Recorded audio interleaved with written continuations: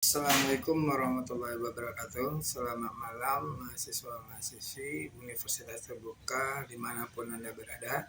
Semoga Anda diberikan kesehatan dan rezeki yang melimpah oleh Allah Subhanahu wa Ta'ala agar dapat melakukan semua aktivitas terutama perkuliahan kita. Baiklah, pada sesi pertama ini kita akan membahas tentang akuntansi dalam aksi. Ya, buku panduan yang saya gunakan adalah buku Wegan, Kieso, dan Kemal. Nah, yang pertama kita membahas tentang apa itu akuntansi. Kegiatan akuntansi itu ada 3. Yang pertama adalah mengidentifikasi semua kegiatan ekonomi yang terjadi di dalam perusahaan, ya, mengidentifikasi semua transaksi yang terjadi yang berhubungan dengan uang masuk dan uang keluar yang terjadi di dalam perusahaan. Nah, sebagai accounting kita harus mengidentifikasi tersebut, apakah kegiatan tersebut sudah sesuai dengan standar operasional perusahaan yang ada atau belum, dan berapa jumlah yang ada di dalam kegiatan transaksi tersebut sudah benar atau belum. Nah, yang kedua yaitu kita melakukan yang namanya mencetak kegiatan tersebut sehingga menghasilkan laporan keuangan. Nah, laporan keuangan itu ada 4. Yang pertama yaitu laporan laba rugi, yang kedua laporan perubahan modal, yang ketiga adalah neraca, dan keempat adalah laporan arus kas. Nah, laporan keuangan inilah yang nantinya akan digunakan oleh pihak-pihak yang berkepentingan, ya, yang berkepentingan terbagi atas 2, internal dan eksternal. Nah, yang ketiga yaitu mengkomunikasikan laporan keuangan yang kita hasilkan kepada pihak-pihak yang berkepentingan tersebut, internal dan eksternal yang ada di dalam perusahaan. Nah, pengguna data, pengguna laporan keuangan yaitu para pihak internal yang terdiri dari manajemen operasional, pemilik perusahaan. Yang kedua yaitu untuk pihak eksternal yang terdiri dari pihak investor, kreditor, pemerintah. Nah, investor gunakan untuk sebagai dasar bagi mereka untuk menanamkan modal mereka ke dalam perusahaan. Dengan adanya laporan keuangan menjadi bahan acuan atau referensi bagi mereka untuk menanamkan modal. Begitu juga dengan kreditor sebagai bahan pertimbangan bagi mereka untuk memberikan kredit.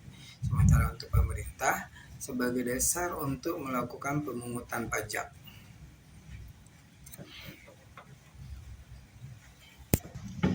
Nah, selanjutnya kita akan belajar tentang standar akuntansi.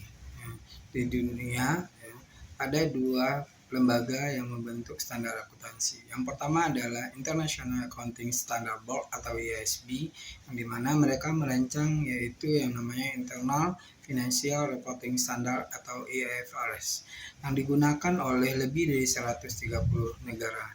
Yang kedua yaitu Badan Financial Accounting Standard Board atau FASB, yang menghasilkan yaitu Generally Accepted Accounting Principle, di mana sebagian perusahaan Amerika masih menggunakan standar ini. Tapi di Indonesia kita sudah berpatokan kepada standar yang dibentuk oleh IASB yaitu IFRS. Prinsip-prinsip pengukuran akuntansi. Yang pertama prinsip history.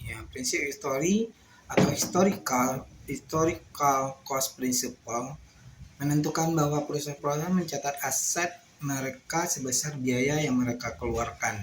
Jadi history maksudnya adalah bahwasanya semua kegiatan yang terjadi di masa lalu dicatat oleh perusahaan. Sementara yang kedua adalah prinsip nilai wajar. Prinsip nilai wajar fair value principle menyatakan bahwa aset dan liabilitas harus dilaporkan pada nilai wajar atau harga yang diterima saat menjual aset atau menyelesaikan liabilitas.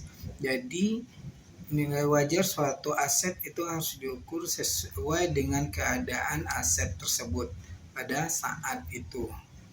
Jadi bukan dipatokkan saja berdasarkan keinginan dari si pemilik aset. Asumsi-asumsi dalam akuntansi yang pertama adalah asumsi unit moneter. Bahwasanya asuransi unit moneter mewajibkan perusahaan untuk memasukkan dalam catatan akuntansi hanya data transaksi yang dapat dinyatakan dalam nilai uang. Jadi semua yang ada di dalam akuntansi itu adalah semua yang bersifat uang. Yang kedua, asumsi entitas ekonomi.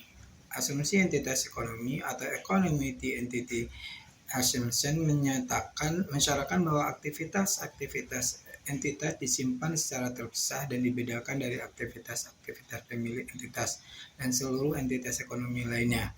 Jadi di sini menyatakan bahwa adanya pemisahan ya, antara kekayaan pribadi dengan kekayaan perusahaan itu tidak boleh digabungkan. Ya, harus ada pemisahan antara pemisahan yang jelas.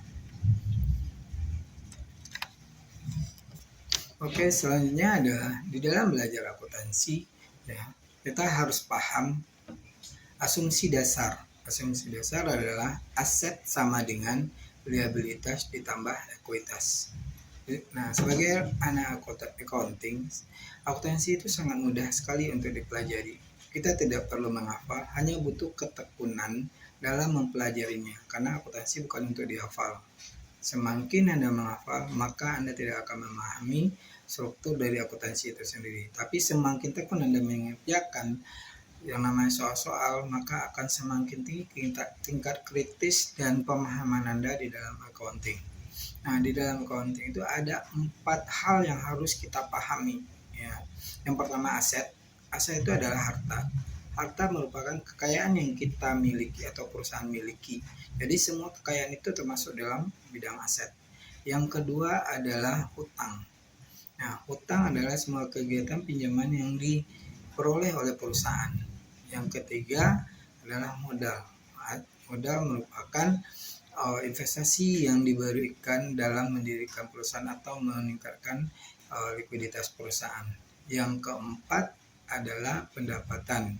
Nah, pendapatan merupakan hasil dari kegiatan yang dilakukan oleh perusahaan dalam kegiatan operasional mereka. Yang kelima yaitu beban. Nah, beban merupakan biaya-biaya yang dikeluarkan oleh perusahaan dalam menjalankan aktivitas perusahaan untuk mencapai tujuan perusahaan tersebut.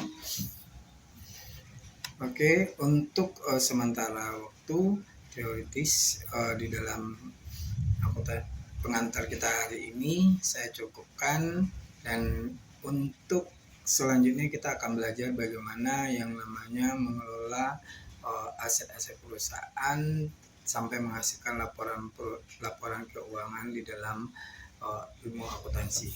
Saya cukupkan, wabillahi taufiq wal hidayah. Assalamualaikum warahmatullahi wabarakatuh.